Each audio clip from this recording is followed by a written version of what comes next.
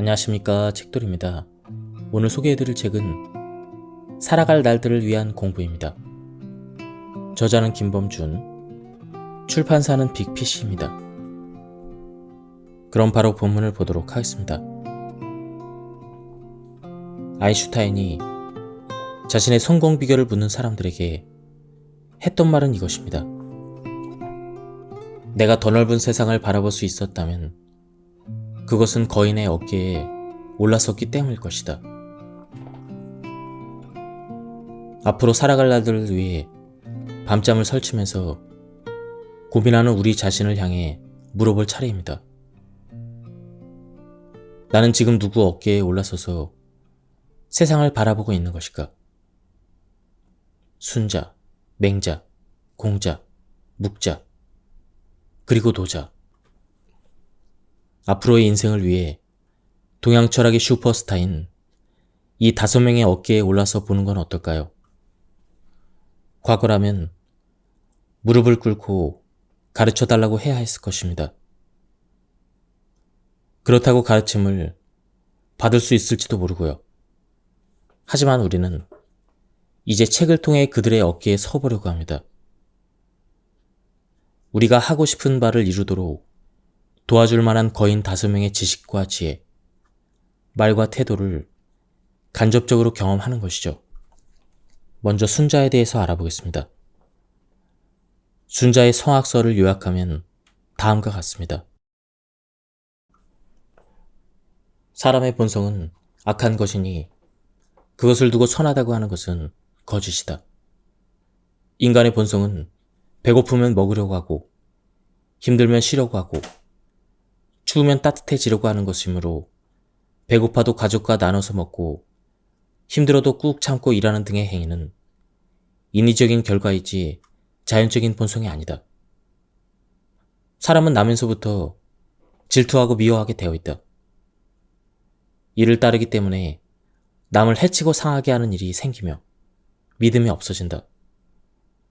사람은 나면서부터 귀와 눈, 그리고 욕망이 있어서 아름다운 소리와 빛깔만을 좋아하는데 이것을 지나치게 따르기에 혼란이 생기고 예의가 없어진다. 그리고 다툼이 일어난다. 인간의 본성은 순자에 따르면 바람직한 것은 아닙니다. 하지만 그렇다고 해서 인간은 원래 약한 존재이니 포기하자라는 것이 순자의 결론은 아닙니다. 성악설의 방점은 원래보다는 교화에 있습니다. 이익을 좋아하고 질투하고 쓸데없는 욕망으로 가득한 존재인 인간이니만큼 더 겸손함을 배우고 남을 배려하며 예의를 지키자라는 게 순자의 주장입니다. 선왕이 남긴 교훈의 말씀을 듣지 않으면 학문의 위대함을 알 수 없습니다. 세상을 알고 미래의 불확실성을 이겨내기 위해 배우고자 한다면 우선 자신의 태도를 점검해야 할 텐데 그 중에서도 으뜸은 잘 듣는 것임을 순자는 강조합니다. 듣는다는 것은 인생에 있어서 필요한 가르침을 배우는 전제가 되는 것이죠. 학문의 위대함을 발견하기 이전에 우리가 미리 준비해야 될 것은 들을 줄 아는 태도입니다. 듣는다는 것은 일종의 간접 학습입니다. 인류 공동체 전체의 방대한 경험을 듣는 것은 세 사람의 길을 가면 반드시 그 중에 나의 스승이 있다라는 공자의 말처럼 우리 주변 사람들, 그 누구로부터 배우려는 마음가짐일 것입니다. 그 어떤 것을 바라보더라도 경청하고 또 배우려는 자세, 여기에서 공부는 시작됩니다. 잘 들어야 합니다. 자기 경험과 지혜의 한계를 겸손히 인정하고 타인으로부터 배우는 것이 필요하다고 절실하게 느끼는 것. 이것이 순자가 말하려고 했던 배움의 시작이었습니다. 배움을 통한 계속적인 성장을 가로막는 가장 큰 걸림돌은 배우지 않으려는 마음, 경청하지 않으려는 완고하고 오만한 태도라는 것을 알아야 합니다. 당신의 지위를 삼가 잘 다스리고 바르고 고든 것을 좋아하십시오. 그렇게 하면 신께서 들으시고 큰 복을 내리실 것입니다. 도로 교화시키는 것보다 더 큰 기쁨은 없고 화를 입지 않는 것보다 큰 복도 없습니다. 순자 사상의 결론이 나왔습니다. 한마디로 화를 입지 않는 것보다 큰 복은 없다라는 것입니다. 그렇습니다. 순자는 다르게 이야기합니다. 큰 복이 아니라 화를 입지 않고 평범한 일상을 지켜내는 것이 세상에서 제일 큰 복이라고 말한 것입니다. 우리가 배움을 통해서 지향해야 할 것, 명쾌하지 않나요? 기쁨을 얻고 싶습니까? 순자에 따르면 교화되어야 합니다. 그것도 도를 통해서 말입니다. 여기까지 들으면 무슨 뜬구름 잡는 소리일까? 이렇게 의아할 수밖에 없습니다. 하지만 다음에 말 한마디, 즉 그 어렵다는 도에 이른 경지를 측정하는 방법을 알려주고 있습니다. 무엇일까요? 맞습니다. 화를 입지 말 것입니다. 매년 우리는 설날에 서로 복을 많이 받으라고 인사를 나눕니다. 그렇다면 무엇이 진정한 복일까요? 이때 순자의 말 한마디, 즉 복막장어무화를 떠올리면 됩니다. 지금 당장 어떤 고통 혹은 환란이 없다면 그 자체로 우리는 행복한 시간과 장세에 있는 것이나 마찬가지입니다. 배움을 통해 지향해야 될 것은 화를 입지 않는 것임을 기억해 두십시오. 학문은 그쳐서는 안 됩니다. 정색은 쪽풀에서 나왔으나 쪽풀보다 더 푸르고 얼음은 물이 얼어서 된 것이지만 물보다 더 찹니다. 배움은 끊임없이 계속되어야 하므로 중도에 그치는 것, 즉 스승의 가르침 그 자체에 머물러서는 안 된다는 것입니다. 푸른색이 쪽빛보다 푸르듯 얼음이 물보다 차듯 면학을 계속하면 스승을 능가하는 학업을 이루는 제자가 될 수 있음을 믿고 성장해야 된다는 것입니다. 청출어람, 청어람이라는 말이 떠오르지 않나요? 참고로 이 말은 중국 북조 북위의 이밀에 관한 이야기에서 비롯되었습니다. 이밀은 어려서 공본이라는 분을 스승으로 삼아 학업에 열중합니다. 열심히 노력하여 학문의 수준이 스승의 그것을 능가합니다. 이때 스승이었던 공본은 더는 가르칠 게 없다고 생각하고 도리어 제자인 이밀에게 자신의 스승이 되어주기를 청했다고 합니다. 이를 본 공본의 친구들은 오히려 그의 용기를 높이 사고 또 훌륭한 제자를 두었다는 뜻에서 청출어람이라고 칭찬한 것이죠. 자기의 제자에게 자신의 스승이 되어주기를 원한다. 이것이야말로 진정한 용기가 아닐까요? 부끄러움이라고 생각한다면 그렇게 생각한 것 자체가 오히려 더 부끄러운 일일 것입니다. 젊었을 때 배움을 게을리한 사람은 과거를 상실하며 미래도 없다. 에우리피데스의 말입니다. 맞습니다. 젊음이란 물리적인 나이가 아니라 무언가를 배우려는 마음가짐, 그 자체입니다. 배움이야말로 일생을 청춘으로 살아가게 만드는 묘약인 것이죠. 배울 수만 있다면 젊게 살 수가 있습니다. 그래서라도 배워야 합니다. 질문과 대답은 배움과 성장의 가장 중요한 소통 방법입니다. 하지만 제대로 된 질문을 하고 제대로 된 답변을 했음에도 상대방의 질문과 답변 수준이 현격히 떨어진다면 어떻게 해야 할까요? 물론 상대방의 눈높이에 맞춰서 질문하고 대답하려는 노력에 게으르지 않았다는 전제 하에서 말입니다. 순자의 대답은 냉정했습니다. 첫째, 질문하는데 예의가 없는 사람에게는 답변하지 말 것. 둘째, 늘 퉁명스럽게 답변하는 자에게는 굳이 질문하지 말 것. 냉정하긴 하지만 뭔가 속이 시원하지 않나요? 질문과 대답에 대해서 다소 상대방에게 가혹하게 대하라는 순자의 결론은 이러했습니다. 즉, 말이 거친 사람으로부터 답을 듣지 마세요. 늘 다투려는 기색이 있는 사람과는 아예 대화도 시도하지 마세요. 이렇게 말한 것입니다. 조용히 자기 일에 몰두하면서 살아가는 우리에게 힘을 주는 말입니다. 특히 다수의 무례한 사람을 응대해야 되는 사람들, 예를 들어 고객센터 등에서 근무하시는 분들에게는 더욱 위로가 되는 말일 것입니다. 순자에 의하면 질문 하나도 제대로 하지 못하는 사람, 대답을 엉망으로 하는 사람하고는 아예 어울릴 필요가 없다고 합니다. 그런 사람과는 거리를 두라고 권합니다. 순자는 아무리 지식이 뛰어나고 아무리 명예가 높은 사람이라도 얼굴빛 하나 관리하지 못하는 사람과는 대화를 나누지 말라면서 이렇게 말했습니다.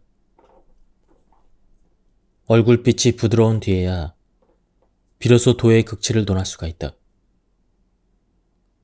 우리는 이제 누구와 말해야 할까요? 누구로부터 배워야 할까요? 배울 게 있는 사람과 대화해야 하고 배울 게 있는 사람으로부터 공부해야 합니다. 그런 사람을 어떻게 구별할 수 있을까요? 순자의 말에 의지하면 됩니다. 얼굴빛이 부드럽지 않은 사람, 즉 예의 없는 질문을 하는 사람에게는 답변을 거부할 수 있어야 합니다. 불쾌감을 참는 것만이 능사는 아닌 것입니다. 물론 상대방의 답변이 퉁명스럽다고 무조건 그것을 거부하라는 것은 아닙니다.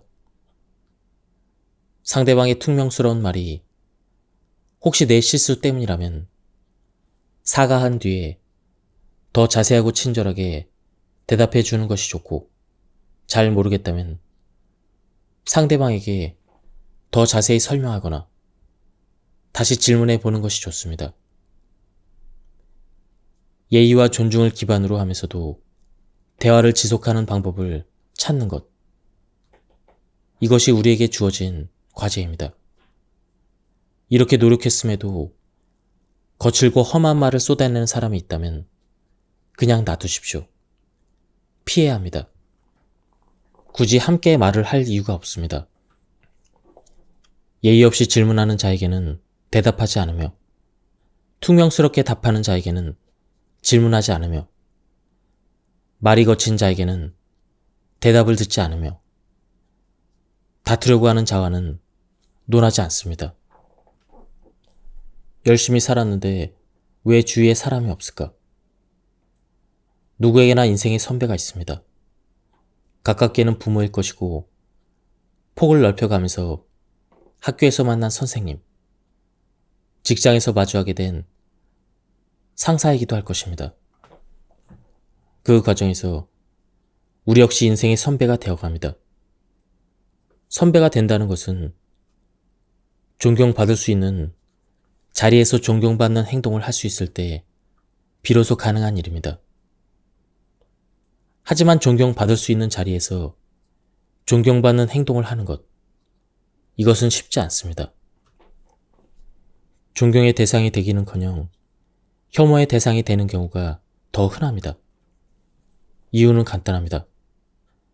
오로지 자기만의 경험과 지식에 의지하여 사람들을 상대하다 보니 더 이상의 발전은 없고 오직 자신만 옳다라는 생각에 빠지기 때문입니다.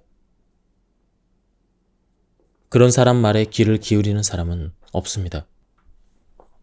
주위의 사람은 하나둘 빠져나가고 남는 것은 자리와 나이밖에 없게 됩니다. 그럼에도 정신 못 차리고 소리만 칩니다. 내가 누군데? 너 몇 살인데?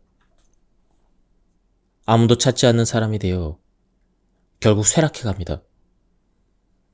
복종시키고자 하지만 오히려 경멸당하는 사람이 되어 버리는 것이죠. 맹자는 우리에게 조언합니다. 무력으로서 사람을 복종시킨다면 사람들은 진심으로 복종하지 않게 되며 억지로 존중할 뿐이다. 그러니 덕으로서 사람을 대해야 한다. 덕으로 사람을 대한다면 그때 비로소 사람들은 기뻐하며 자발적으로 복종한다. 70명의 제자들이 공자에게 복종한 것을 보자. 참고로 맹자가 말하는 덕이란 인의를 말합니다. 맹자에 따르면 사람답게 사는 것이란 인의의 실천 그 자체입니다. 정의롭게 살겠다고 말하면서도 실제로는 정의롭지 않은 일을 배제하지 않는 것이 문제입니다. 맹자 역시 우리가 마땅한 절차를 지키며 무언가를 이루어내기를 기대합니다. 목표로 하는 방향이 잘못되어 있거나 그 과정에서 불법이나 부당함이 가득하다면 어떤 성과를 거두더라도 그 일의 정당성은 확보할 수 없다는 것입니다. 일의 과정에서도 수단과 절차를 올바로 지켜야 합니다. 무엇을 달성했더라도 그 과정에 잘못이 있다면 그것은 옳지 않은 것입니다. 성공과 명예를 얻고서도 수단과 방법이 의롭지 않다면 어찌하는만 못합니다. 정의롭게 살기 위해서 정의롭지 않은 일을 배제하려고 노력하고 있는지 늘 점검하는 것은 우리에게 주어진 몫입니다. 잘못된 생각과 잘못된 행위를 배제하면서 삶의 과정에서 올바른 수단만을 사용하고 절차를 지킴으로써 진실한 성과를 얻어내야 합니다. 이를 위해 필요한 것은 무엇일까요? 저는 하지 않아야 할 사항을 미리 정해놓고서 의롭지 않은 일이라면 과감히 배제하는 것이라고 생각합니다. 맹자는 말합니다. 하지 않음이 있어야 비로소 사람은 무엇인가 할 수 있습니다. 바르지 못한 것을 하지 않을 수 있는 태도를 갖춘 후에야 올바른 정의로움을 실천할 수 있다는 의미입니다. 혼탁한 세상이라고들 합니다. 이럴 때일수록 큰 일을 하려면 우선 자신의 말과 태도가 의에 어긋난 것이 아닌지 늘 관심을 둬야 합니다. 자기의 생각과 행동이 정의인지 불의인지를 늘 구분할 줄 알아야 합니다. 에이, 누가 그렇게 살아? 이렇게 우습게 여길지 모르겠으나 우리는 가끔 일상에서 매스컴이나 언론 매체를 통해 범인이면서도 강인한 신념과 확고한 의지로 더 나은 세상을 만들기 위해 실천하는 아름다운 사람들을 접하곤 합니다.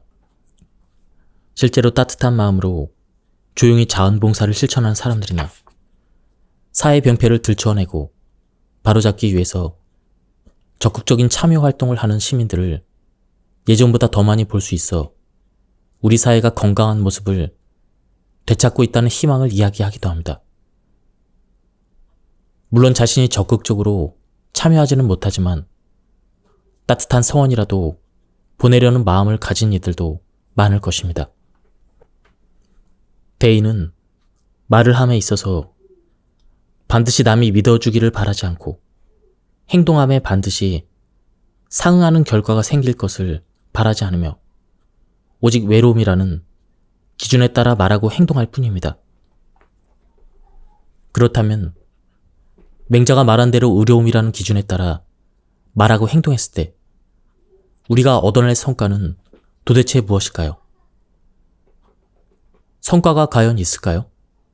예, 있습니다. 바로 그 후한, 즉 뒷날의 걱정과 근심에서 벗어나는 행복을 맛볼 수 있다는 것입니다. 맹자는 말했습니다. 남의 나쁜 점을 말한다면 닥쳐올 후환을 어찌 감당할 수 있을까요? 살아보니 기쁨과 행복감의 충분함보다는 고통과 불안의 적음이 일상을 영위하는데 더 중요함을 뼈저리게 느낍니다. 이때 맹자의 말, 즉 말조심 중에서도 타인의 나쁜 점을 말하는 것에 대해서 잘 통제하라는 것을 잘 기억한다면 우리는 후환 없는, 고통이 없는, 그리고 쓸데없는 일에 휘말리지 않으면서 자신의 일상을 잘 보존할 수 있을 것입니다.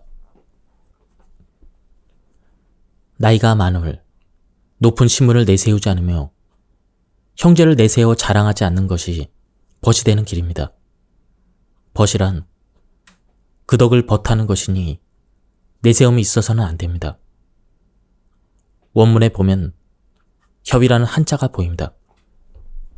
이 단어가 반복되는데 뜻은 끼다 세우다 라고 합니다.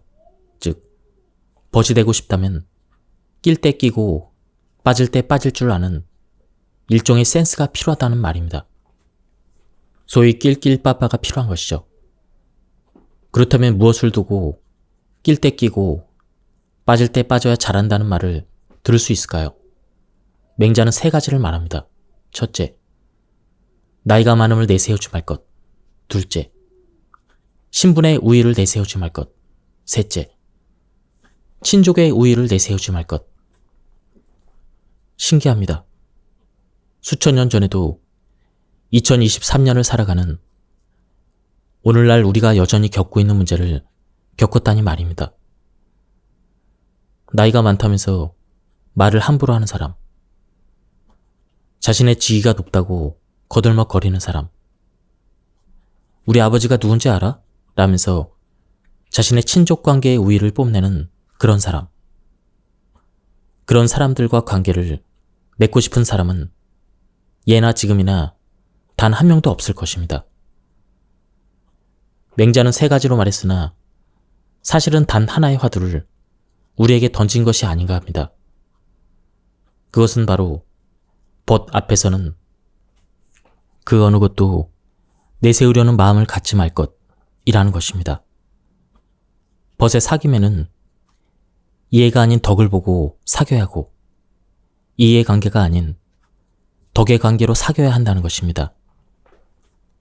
내세움은 상대방에게 괴로움으로 여겨지기 쉽기 때문입니다. 다음은 공자의 9가지 생각의 기술입니다. 1. 시사명. 사물을 볼 때는 분명하게 볼 것을 생각한다. 2. 청사총. 소리를 들을 때는 똑똑하게 들을 것을 생각한다. 3. 색사운. 안색은 온화하게 할 것을 생각한다. 4. 모사공. 용모는 공손할 것을 생각한다. 5. 언사충. 말은 충실할 것을 생각한다. 6. 사사경. 일할 때는 신중할 것을 생각한다. 7. 의사문. 의심이 날 때는 물을 것을 생각한다. 8. 분산한. 화가 날 때는 화를 낸 뒤에 어렵게 될 것을 생각한다. 9. 견득사의. 이득을 보게 되면 의로운 것인지를 생각한다. 공자가 동양 철학 분야에서 빼놓을 수 없는 소위 원톱인 이유는 이렇게 삶의 화두를 잘 정리하여 우리에게 알려주었기 때문이 아닐까 합니다. 혼란한 세상에서 살아가는 우리에게 공자의 생각하는 법 9가지 역시 그 자체로 생각 정리의 기술이요 삶을 평화롭게 만드는 방법입니다. 물론 말이 쉽지 실제로 체화하는 것은 만만치 않은 일입니다. 쉽게 주어지는 기회일수록 의심하라. 저는 공자의 9가지 생각 기술 중에서도 마지막에 견득 사이가 가장 마음에 남습니다. 이득을 보게 되면 의로운 것인가를 생각한다. 이 말은 저에게 과거의 일들을 반성하게 만드는 구절이기 때문입니다. 언젠가 누군가가 무언가를 저에게 주려고 할 때 그것이 생각보다 너무 쉽게 얻어져서 미소를 감추지 못하던 순간이 기억납니다. 그 순간 저는 유혹당했습니다. 그리고 큰 낭패를 보았습니다. 무슨 말인가 하시겠죠? 오래전 일입니다. 재테크에 관심이 있던 시기였는데 누군가 제게 아주 좋은 기회라면서 투자를 제안했습니다. 이렇게 말하면서요. 이거 너한테만 하는 말이야. 큰 기회를 잡은 거야. 물론 그 제안을 받기까지 누군가의 끊임없는 작업이 있었음은 훗날 큰 낭패를 당하고 나서야 깨닫게 되었습니다. 하여간 그때는 손도 대지 않고 코 푸는 격이라는 상대방의 말에 홀려서 큰 액수를 투자했습니다. 집을 담보로 잡지 않은 것만 해도 다행이라는 생각이 들 정도였으니까요. 공자의 말, 견득 사이의 정신을 조금이라도 마음에 담고 있었다면 이런 어처구니 없는 유혹에 쉽게 빠졌을까요? 아닐 것입니다. 이 이득이 도대체 왜 나를 향하고 있는 걸까? 이렇게 고민했을 것이고 정중히 거절했을 것입니다. 견득사의는 단순히 세상을 향해 바르게 이득을 판단해 보라는 말 이전에 나를 지키는 말이 될 수도 있는 것입니다. 물론 일반적인 해석 그대로 누군가의 정말로 귀한 무언가가 나에게 주어진 순간이라면 이 역시 견득사의를 생각해야 할 순간입니다.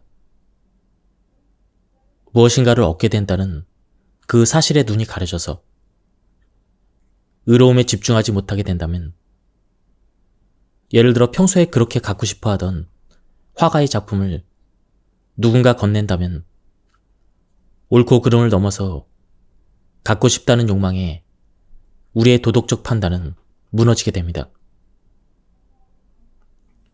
공자의 견득사의를 근대적으로 해석한 인물도 있습니다. 조선시대 정약용이 목림심서에서 논의를 확장했습니다. 그는 뇌물은 아무리 비밀리에 주고받더라도 결국 돌통나며 하늘이 알고 귀신이 알고 내가 알고 상대가 안다라고 했습니다. 재물 앞에 약해지는 것은 어쩌면 인간의 본성일 수도 있습니다. 사람은 죽어서 관뚜껑을 덮은 뒤에야 자손과 재물이 쓸데없는 것임을 알게 된다라는 말이 있는 것처럼 적당함을 즐길 수 있어야 합니다.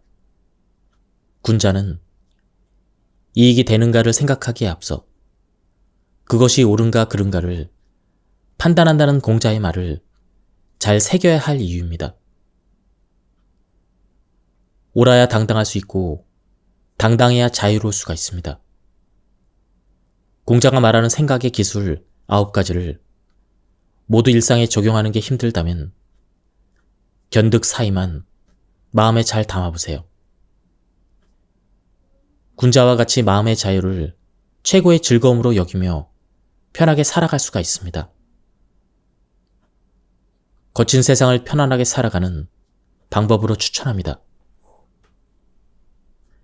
2016년 중국은 세계 최초로 양자통신 상용화를 위한 실험 위성 발사에 성공했습니다. 그런데 그 위성의 이름이 묵자라고 합니다. 중국에는 수없이 많은 철학자와 사상가가 있습니다. 그런데 왜 우리에게는 잘 알려지지 않은 묵자라는 이름이 세계 최초의 양자 위성 이름이 된 것일까요?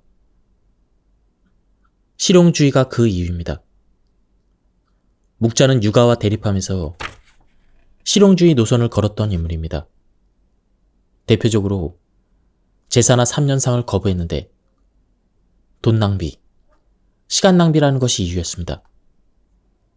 3년이라는 기간 동안 제사를 지내다 보면 생업에 큰 타격을 받고 특히 가난한 자들의 피해가 심했습니다. 그래서 제사 주간을 밥벌이로 이용하는 유학자들을 신랄하게 비판할 정도였습니다. 겨우 이 정도 업적으로 양자위성의 이름을 붙이진 않겠죠? 그는 사상가이자 철학가였음은 물론 과학자였습니다. 묵자는 빛의 직선 전파를 주장하는 등 물리학과 광학 분야에서도 뛰어났다고 합니다. 단순히 지식만 대단했던 게 아니라 과학적 사고를 이용해서 중국 역사상 가장 치열했던 정복 전쟁 시기에 전쟁 반대를 외치기도 했습니다. 묵자의 내용 중에 공수편에는 이런 이야기가 있습니다. 강대국 초나라에서 유명한 기술자인 공수반이라는 사람이 운제라는 새로운 공속무기를 개발하여 약소국인 송나라, 즉 묵자의 나라를 공격하려고 합니다.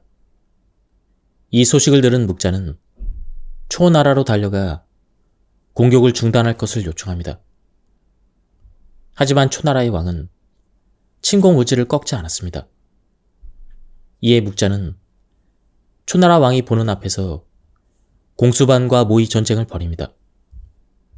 그 결과는 어땠을까요? 공수반이 개발했다던 운제라는 무기의 모의 공격을 모두 막아냅니다. 이를 본 초나라의 왕은 송나라를 공격하겠다는 계획을 포기합니다. 그렇습니다. 묵자는 철학을 넘어 과학으로, 과학을 넘어 사랑, 그리고 평화를 꿈꾸었던 사람입니다.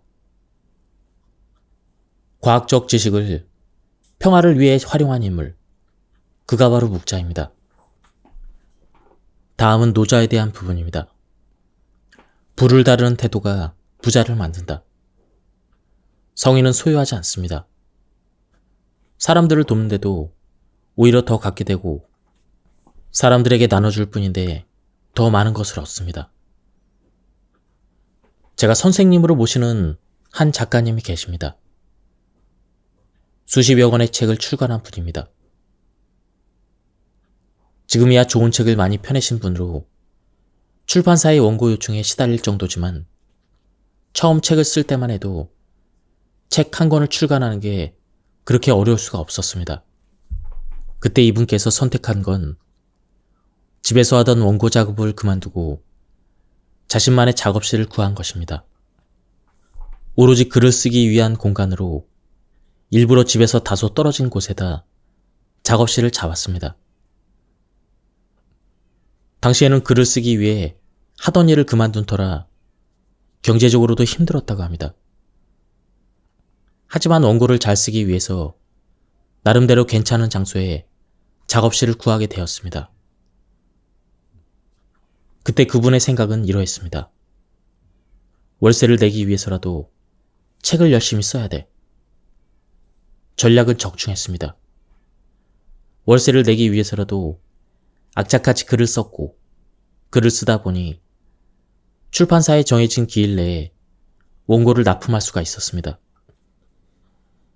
그러다 보니 다시 원고 제안을 받아 글을 쓰게 되고 모아둔 돈을 그대로 묵히지 않고 쓴 결과가 오히려 자신의 경제적인 생활에 도움이 되는 방향으로 일이 진행된 것이었습니다. 쌓아두지 않았던 것. 이분의 시작은 그랬습니다. 부자 아빠로 유명한 작가가 있습니다.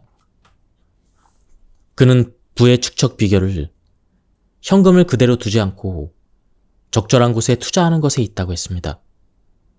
쌓아두면 결국 그만큼 마이너스가 된다는 것. 물론 어디에 돈을 배분할 것인가에 문제가 있기는 하지만 생각해보면 세상 대부분의 부자는 일정 수준 돈이 모이면 그것을 쌓아두고만 있지는 않았습니다. 그렇다면 부자 어른, 부자 리더가 되려면 어떻게 해야 한다는 것일까요? 쌓아두고 넘치는 것을 누군가에게 줄 수 있어야 한다는 것입니다. 노자 역시 마찬가지로 생각했습니다. 도덕경에서는 나눔을 모른 채 오로지 자신만을 위해 모으는 사람을 통렬하게 비판합니다. 조정은 잘 정돈되어 있지만 논밭은 황폐하고 곳간은 텅텅 비어 있습니다. 하지만 관리들은 화려한 옷을 입고 날카로운 칼을 차고 지겨울 정도로 먹고 마시며 재물이 남아도는데 이를 자랑이라고 합니다. 이것은 도가 아닙니다. 쌓아두기만 하고 나눌 줄 모르는 권력자의 모습. 혐오스럽지 않습니까? 백성은 하루하루 먹고 사는데 허덕이는데 백성을 잘 돌보라고 둔 사람들은 질리도록 먹고 마시면서 오히려 그것을 자랑합니다. 이것은 도가 아닌 악이라고 노자는 말합니다. 도를 조금이라도 아는 사람이라면 이럴 수가 없는 것입니다. 그렇다면 지금 우리 주변의 모습은 어떨까요? 더하면 더했지 덜하지는 않습니다. 성의는 소유하지 않습니다. 사람들을 돕는데도 오히려 더 갖게 되고 사람들에게 나눠줄 뿐인데 더 많은 것을 얻습니다. 노자의 말에서 부자가 되는 방법을, 더 나은 사람으로 인정받는 방법을 한 수 배웁니다. 부자가 되고 싶다면, 누군가의 존경을 받고 싶다면 먼저 자신이 힘껏 노력해서 돈을 벌고 또 지혜와 지식을 축적합니다. 그런 다음 돕고 나누면 됩니다. 그러면 오히려 더 부자가 됩니다. 사람은 누구나 두 손을 가지고 있는데 이때 두 손에 물건을 모두 쥐고 있으면 더 좋은 것을 가질 수가 없습니다. 자기 손에 가진 것을 남에게 줄 수 있어야 합니다. 노자가 말하는 성인이 되는 법이란 이런 것이 아닐까 합니다. 자기 몫을 쌓는데 몰두하지 말 것. 쌓아두었다면 남을 도울 것. 두 손에 쥔 것 중 하나를 놓으면 더 나은 하나를 더 많이 갖게 됩니다. 지금까지 이 책에 대한 리뷰를 모두 마쳤습니다. 제가 시간 관계상 발췌 요약해서 설명드렸기 때문에 많은 부분이 생략되었습니다. 한번 책을 구해서 읽어보실 것을 추천드립니다. 여기서 리뷰를 마치도록 하겠습니다. 감사합니다. 안녕하십니까, 책돌입니다. 오늘 소개해드릴 책은 살아갈 날들을 위한 공부입니다. 저자는 김범준, 출판사는 빅피쉬입니다. 그럼 바로 본문을 보도록 하겠습니다. 아인슈타인이 자신의 성공 비결을 묻는 사람들에게 했던 말은 이것입니다. 내가 더 넓은 세상을 바라볼 수 있었다면 그것은 거인의 어깨에 올라섰기 때문일 것이다. 앞으로 살아갈 날들을 위해 밤잠을 설치면서 고민하는 우리 자신을 향해 물어볼 차례입니다. 나는 지금 누구 어깨에 올라서서 세상을 바라보고 있는 것일까? 순자, 맹자, 공자, 묵자, 그리고 도자. 앞으로의 인생을 위해 동양 철학의 슈퍼스타인 이 5명의 어깨에 올라서 보는 건 어떨까요? 과거라면 무릎을 꿇고 가르쳐달라고 해야 했을 것입니다. 그렇다고 가르침을 받을 수 있을지도 모르고요. 하지만 우리는 이제 책을 통해 그들의 어깨에 서보려고 합니다. 우리가 하고 싶은 바를 이루도록 도와줄 만한 거인 5명의 지식과 지혜, 말과 태도를 간접적으로 경험하는 것이죠. 먼저 순자에 대해서 알아보겠습니다. 순자의 성악설을 요약하면 다음과 같습니다. 사람의 본성은 악한 것이니 그것을 두고 선하다고 하는 것은 거짓이다. 인간의 본성은 배고프면 먹으려고 하고 힘들면 쉬려고 하고 추우면 따뜻해지려고 하는 것이므로 배고파도 가족과 나눠서 먹고 힘들어도 꾹 참고 일하는 등의 행위는 인위적인 결과이지 자연적인 본성이 아니다. 사람은 나면서부터 질투하고 미워하게 되어 있다. 이를 따르기 때문에 남을 해치고 상하게 하는 일이 생기며 믿음이 없어진다. 사람은 나면서부터 귀와 눈, 그리고 욕망이 있어서 아름다운 소리와 빛깔만을 좋아하는데 이것을 지나치게 따르기에 혼란이 생기고 예의가 없어진다. 그리고 다툼이 일어난다. 인간의 본성은 순자에 따르면 바람직한 것은 아닙니다.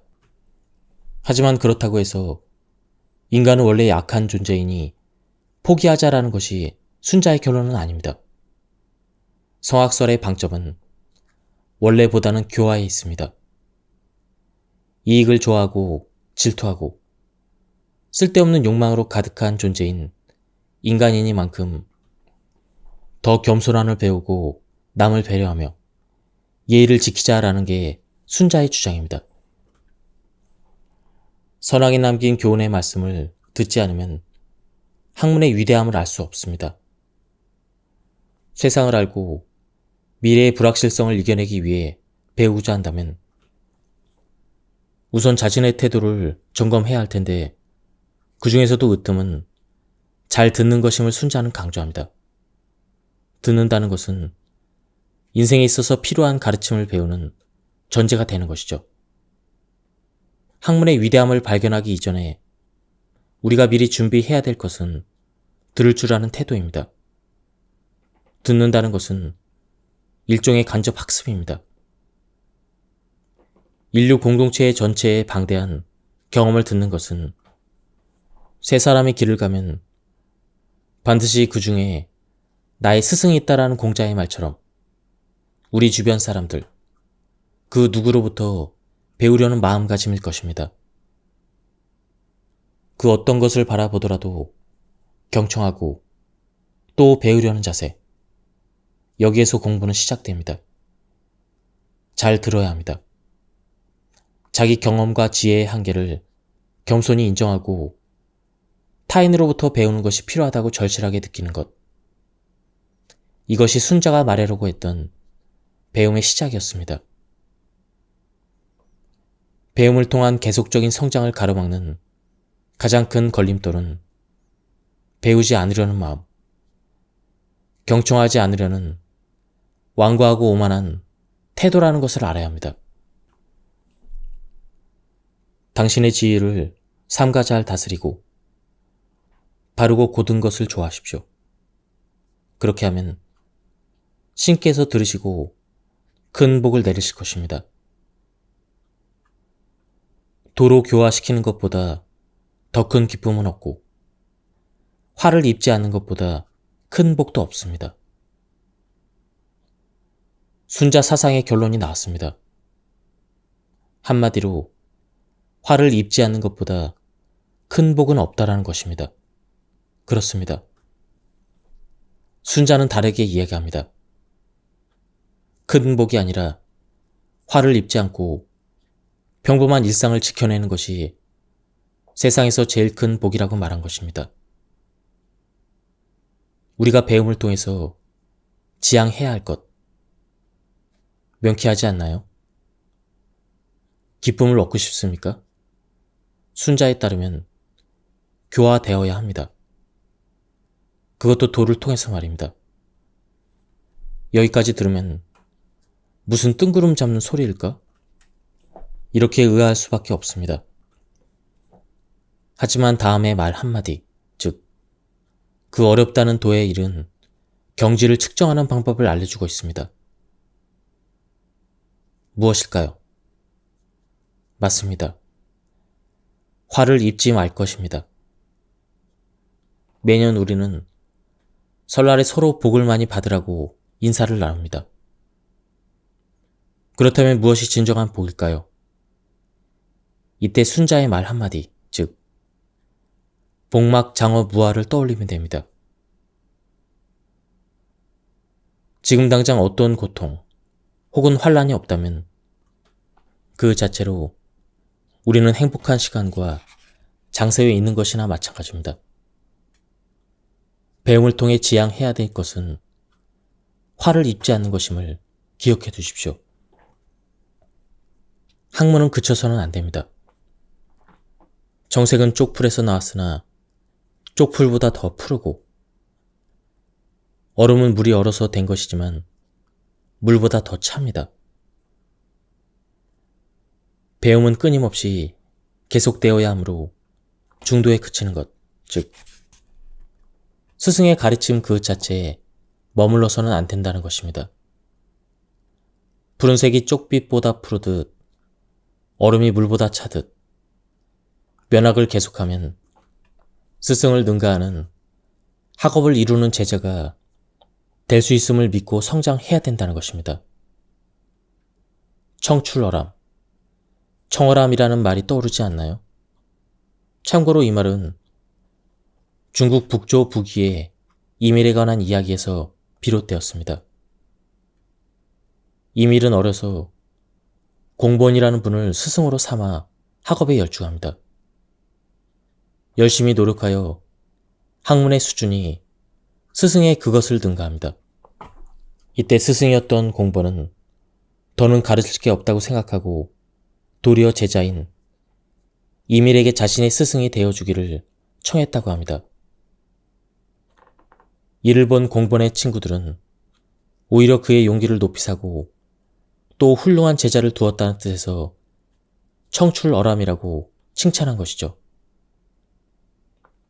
자기의 제자에게 자신의 스승이 되어주기를 원한다. 이것이야말로 진정한 용기가 아닐까요? 부끄러움이라고 생각한다면 그렇게 생각한 것 자체가 오히려 더 부끄러운 일일 것입니다. 젊었을 때 배움을 게을리한 사람은 과거를 상실하며 미래도 없다. 에우리피데스의 말입니다. 맞습니다. 젊음이란 물리적인 나이가 아니라 무언가를 배우려는 마음가짐, 그 자체입니다. 배움이야말로 일생을 청춘으로 살아가게 만드는 묘약인 것이죠. 배울 수만 있다면 젊게 살 수가 있습니다. 그래서라도 배워야 합니다. 질문과 대답은 배움과 성장의 가장 중요한 소통 방법입니다. 하지만 제대로 된 질문을 하고 제대로 된 답변을 했음에도 상대방의 질문과 답변 수준이 현격히 떨어진다면 어떻게 해야 할까요? 물론 상대방의 눈높이에 맞춰서 질문하고 대답하려는 노력에 게으르지 않았다는 전제 하에서 말입니다. 순자의 대답은 냉정했습니다. 첫째, 질문하는데 예의가 없는 사람에게는 답변하지 말 것. 둘째, 눌퉁명스럽게 답변하는 자에게는 굳이 질문하지 말 것. 냉정하긴 하지만 뭔가 속이 시원하지 않나요? 질문과 대답에 대해서 다소 상대방에게 가혹하게 대하라는 순자의 결론은 이러했습니다. 즉, 말이 거친 사람으로부터 답을 듣지 마세요. 늘 다투려는 기색이 있는 사람과는 아예 대화도 시도하지 마세요. 이렇게 말한 것입니다. 조용히 자기 일에 몰두하면서 살아가는 우리에게 힘을 주는 말입니다. 특히 다수의 무례한 사람을 응대해야 되는 사람들, 예를 들어 고객센터 등에서 근무하시는 분들에게는 더욱 위로가 되는 말일 것입니다. 순자에 의하면 질문 하나도 제대로 하지 못하는 사람, 대답을 엉망으로 하는 사람하고는 아예 어울릴 필요가 없다고 합니다. 그런 사람과는 거리를 두라고 권합니다. 순자는 아무리 지식이 뛰어나고 아무리 명예가 높은 사람이라도 얼굴빛 하나 관리하지 못하는 사람과는 대화를 나누지 말라면서 이렇게 말했습니다. 얼굴빛이 부드러운 뒤에야 비로소 도의 극치를 논할 수가 있다. 우리는 이제 누구와 말해야 할까요? 누구로부터 배워야 할까요? 배울 게 있는 사람과 대화해야 하고 배울 게 있는 사람으로부터 공부해야 합니다. 그런 사람을 어떻게 구별할 수 있을까요? 순자의 말에 의지하면 됩니다. 얼굴빛이 부드럽지 않은 사람, 즉 예의 없는 질문을 하는 사람에게는 답변을 거부할 수 있어야 합니다. 불쾌감을 참는 것만이 능사는 아닌 것입니다. 물론 상대방의 답변이 퉁명스럽다고 무조건 그것을 거부하라는 것은 아닙니다. 상대방의 퉁명스러운 말이 혹시 내 실수 때문이라면 사과한 뒤에 더 자세하고 친절하게 대답해 주는 것이 좋고, 잘 모르겠다면 상대방에게 더 자세히 설명하거나 다시 질문해 보는 것이 좋습니다. 예의와 존중을 기반으로 하면서도 대화를 지속하는 방법을 찾는 것. 이것이 우리에게 주어진 과제입니다. 이렇게 노력했음에도 거칠고 험한 말을 쏟아내는 사람이 있다면 그냥 놔두십시오. 피해야 합니다. 굳이 함께 말을 할 이유가 없습니다. 예의 없이 질문하는 자에게는 대답하지 않으며, 퉁명스럽게 답하는 자에게는 질문하지 않으며, 말이 거친 자에게는 대답을 듣지 않으며, 다투려고 하는 자와는 논하지 않습니다. 열심히 살았는데 왜 주위에 사람이 없을까? 누구에게나 인생의 선배가 있습니다. 가깝게는 부모일 것이고, 폭을 넓혀가면서 학교에서 만난 선생님, 직장에서 마주하게 된 상사이기도 할 것입니다. 그 과정에서 우리 역시 인생의 선배가 되어갑니다. 선배가 된다는 것은 존경받을 수 있는 자리에서 존경받는 행동을 할 수 있을 때 비로소 가능한 일입니다. 하지만 존경받을 수 있는 자리에서 존경받는 행동을 하는 것, 이것은 쉽지 않습니다. 존경의 대상이 되기는커녕 혐오의 대상이 되는 경우가 더 흔합니다. 이유는 간단합니다. 오로지 자기만의 경험과 지식에 의지하여 사람들을 상대하다 보니 더 이상의 발전은 없고 오직 자신만 옳다라는 생각에 빠지기 때문입니다. 그런 사람 말에 귀를 기울이는 사람은 없습니다. 주위의 사람은 하나둘 빠져나가고 남는 것은 자리와 나이밖에 없게 됩니다. 그럼에도 정신 못 차리고 소리만 칩니다. 내가 누군데? 너 몇 살인데? 아무도 찾지 않는 사람이 되어 결국 쇠락해 갑니다. 복종시키고자 하지만 오히려 경멸당하는 사람이 되어 버리는 것이죠. 맹자는 우리에게 조언합니다. 무력으로서 사람을 복종시킨다면 사람들은 진심으로 복종하지 않게 되며 억지로 존중할 뿐이다. 그러니 덕으로서 사람을 대해야 한다. 덕으로 사람을 대한다면 그때 비로소 사람들은 기뻐하며 자발적으로 복종한다. 70명의 제자들이 공자에게 복종한 것을 보자. 참고로 맹자가 말하는 덕이란 인의를 말합니다. 맹자에 따르면 사람답게 사는 것이란 인의의 실천 그 자체입니다. 정의롭게 살겠다고 말하면서도 실제로는 정의롭지 않은 일을 배제하지 않는 것이 문제입니다. 맹자 역시 우리가 마땅한 절차를 지키며 무언가를 이루어내기를 기대합니다. 목표로 하는 방향이 잘못되어 있거나 그 과정에서 불법이나 부당함이 가득하다면 어떤 성과를 거두더라도 그 일의 정당성은 확보할 수 없다는 것입니다. 일의 과정에서도 수단과 절차를 올바로 지켜야 합니다. 무엇을 달성했더라도 그 과정에 잘못이 있다면 그것은 옳지 않은 것입니다. 성공과 명예를 얻고서도 수단과 방법이 의롭지 않다면 얻지 않음만 못합니다. 정의롭게 살기 위해서 정의롭지 않은 일을 배제하려고 노력하고 있는지 늘 점검하는 것은 우리에게 주어진 몫입니다. 잘못된 생각과 잘못된 행위를 배제하면서 삶의 과정에서 올바른 수단만을 사용하고 절차를 지킴으로써 진실한 성과를 얻어내야 합니다. 이를 위해 필요한 것은 무엇일까요?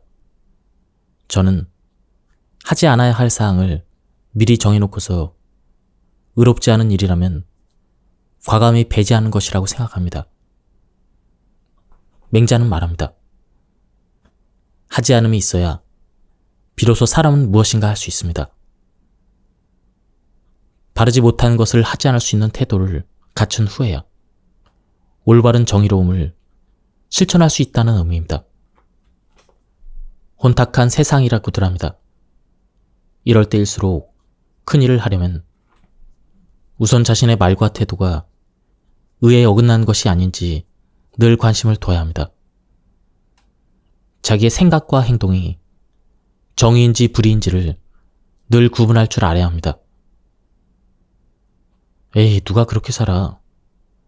이렇게 우습게 여길지 모르겠으나 우리는 가끔 일상에서 매스컴이나 언론 매체를 통해 범인이면서도 강인한 신념과 확고한 의지로 더 나은 세상을 만들기 위해 실천하는 아름다운 사람들을 접하곤 합니다.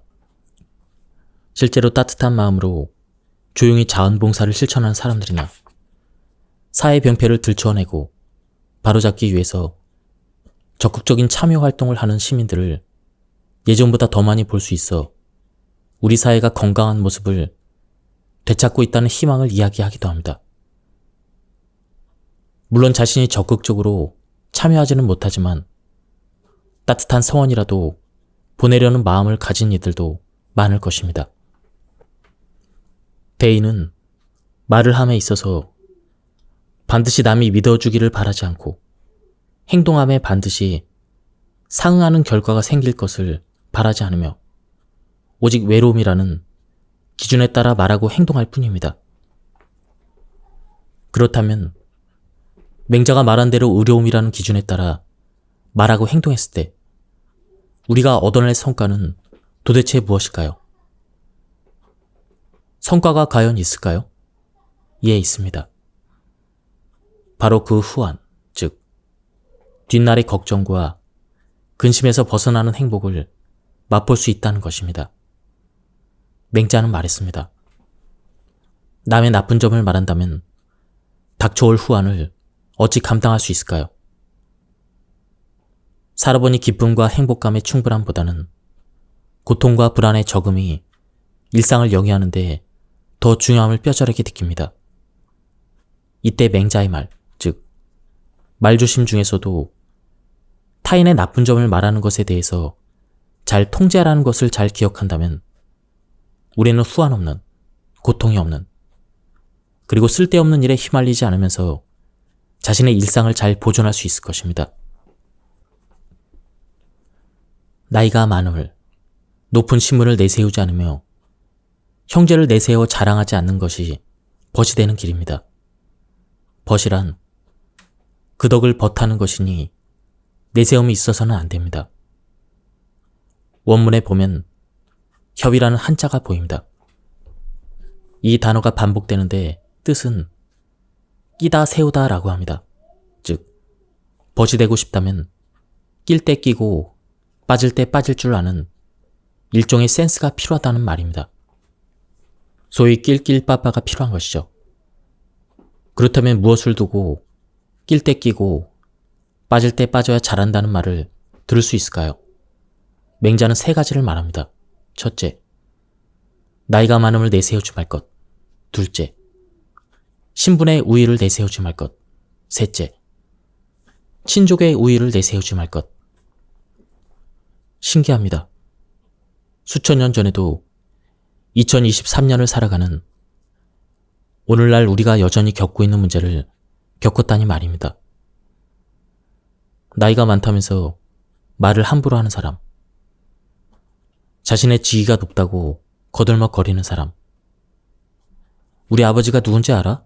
라면서 자신의 친족관계의 우위를 뽐내는 그런 사람, 그런 사람들과 관계를 맺고 싶은 사람은 예나 지금이나 단 한 명도 없을 것입니다.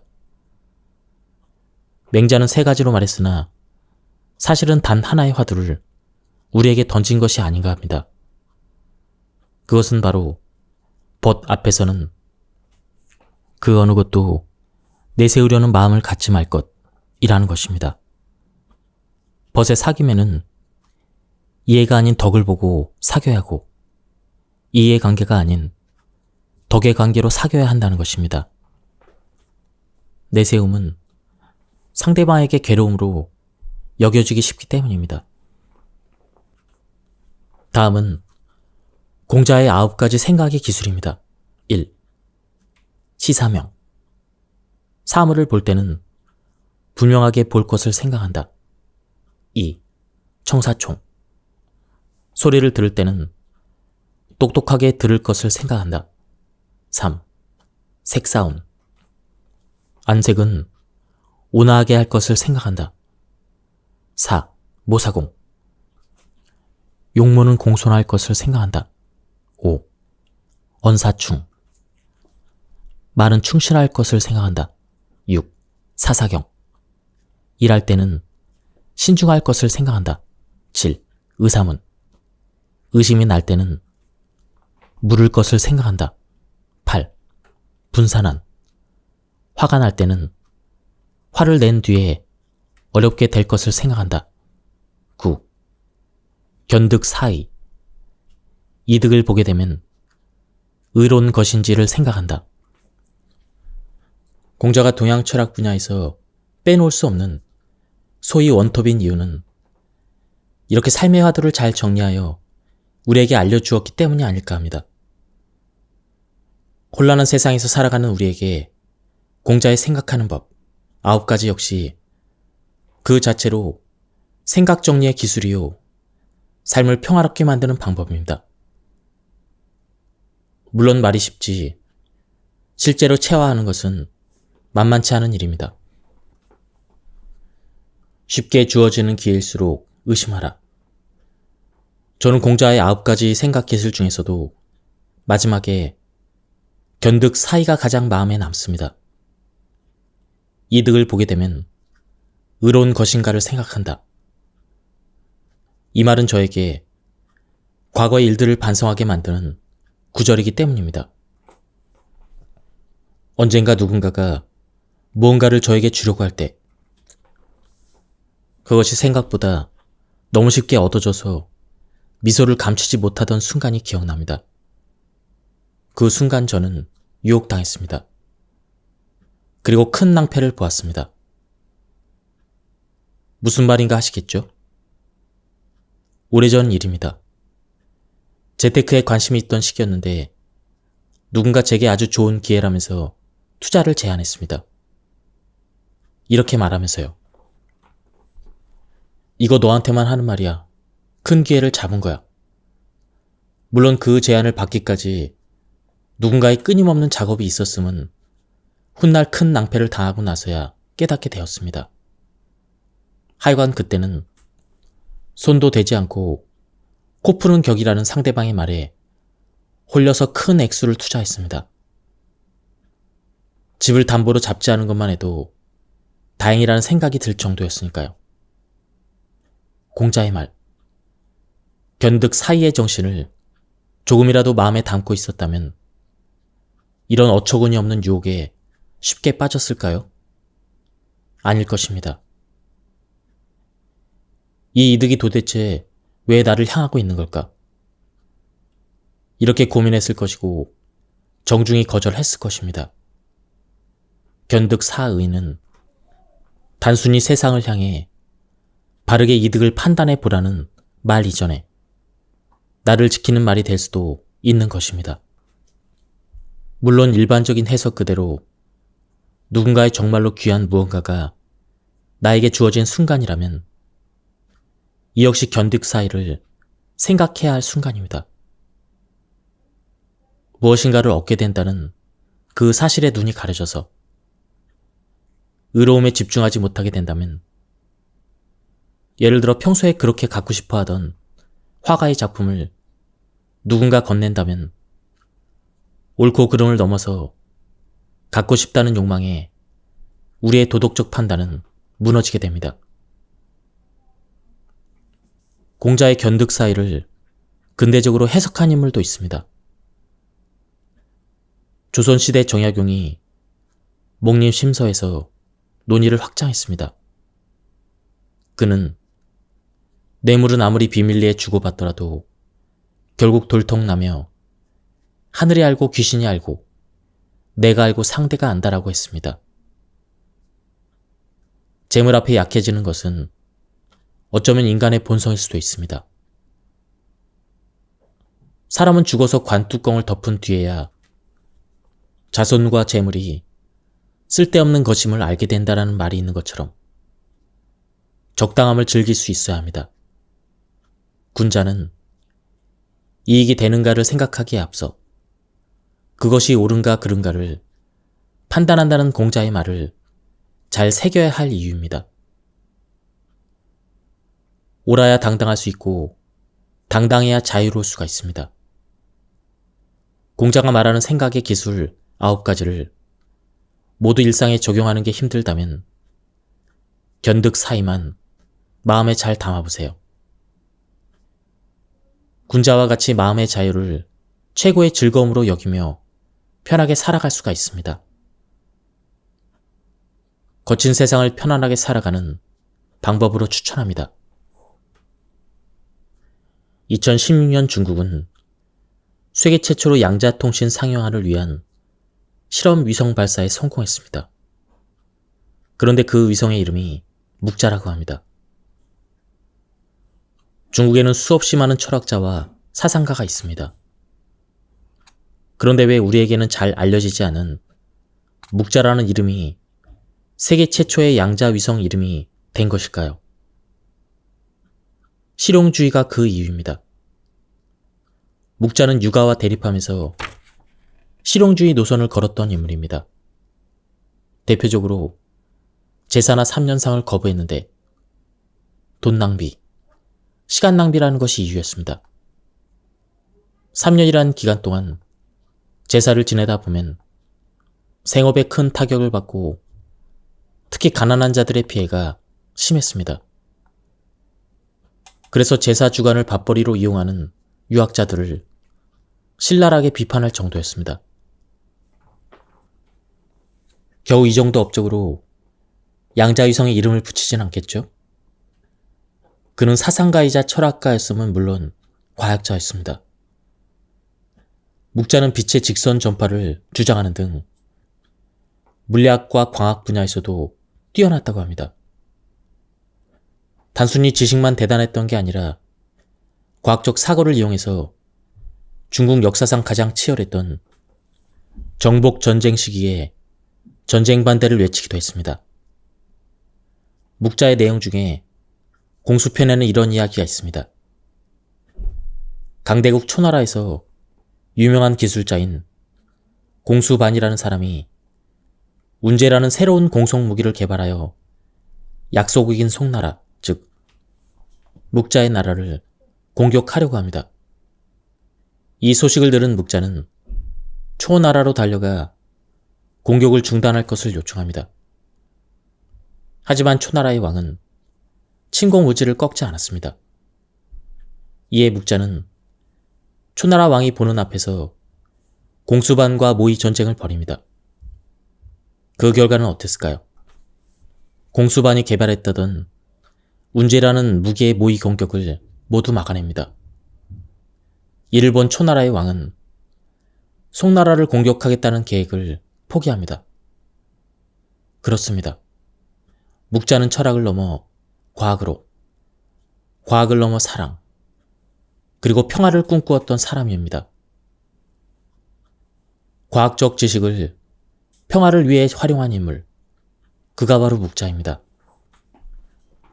다음은 노자에 대한 부분입니다. 부를 다루는 태도가 부자를 만든다. 성인은 소유하지 않습니다. 사람들을 돕는데도 오히려 더 갖게 되고 사람들에게 나눠줄 뿐인데 더 많은 것을 얻습니다. 제가 선생님으로 모시는 한 작가님이 계십니다. 수십여 권의 책을 출간한 분입니다. 지금이야 좋은 책을 많이 펴내신 분으로 출판사의 원고 요청에 시달릴 정도지만 처음 책을 쓸 때만 해도 책 한 권을 출간하는 게 그렇게 어려울 수가 없었습니다.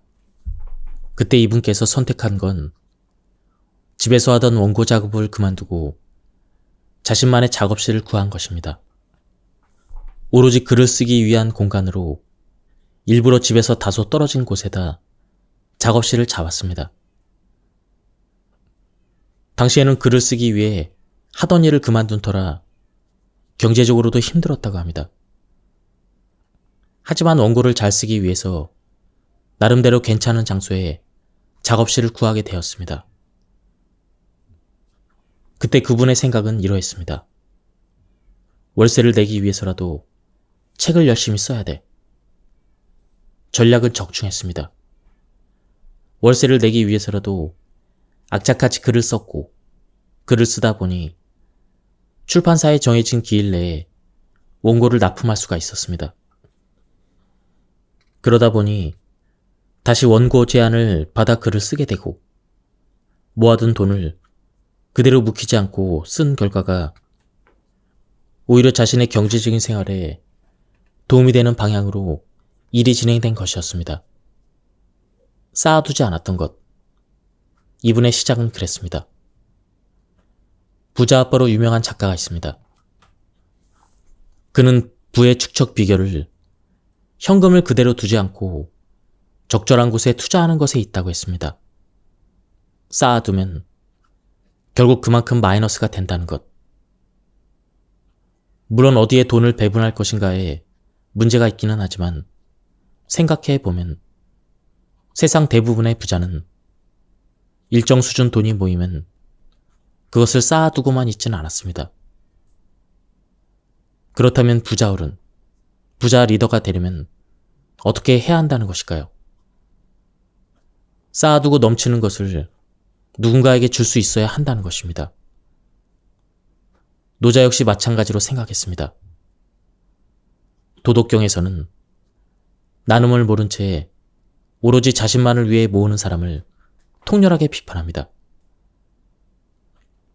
조정은 잘 정돈되어 있지만 논밭은 황폐하고 고가는 텅텅 비어 있습니다.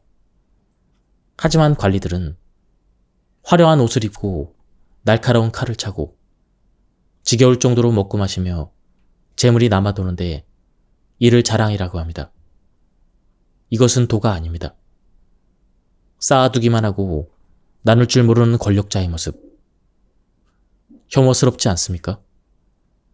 백성은 하루하루 먹고 사는데 허덕이는데 백성을 잘 돌보라고 둔 사람들은 질리도록 먹고 마시면서 오히려 그것을 자랑합니다. 이것은 도가 아닌 악이라고 노자는 말합니다. 도를 조금이라도 아는 사람이라면 이럴 수가 없는 것입니다. 그렇다면 지금 우리 주변의 모습은 어떨까요? 더하면 더했지 덜하지는 않습니다. 성의는 소유하지 않습니다. 사람들을 돕는데도 오히려 더 갖게 되고 사람들에게 나눠줄 뿐인데 더 많은 것을 얻습니다. 노자의 말에서 부자가 되는 방법을, 더 나은 사람으로 인정받는 방법을 한 수 배웁니다. 부자가 되고 싶다면, 누군가의 존경을 받고 싶다면 먼저 자신이 힘껏 노력해서 돈을 벌고 또 지혜와 지식을 축적합니다. 그런 다음 돕고 나누면 됩니다.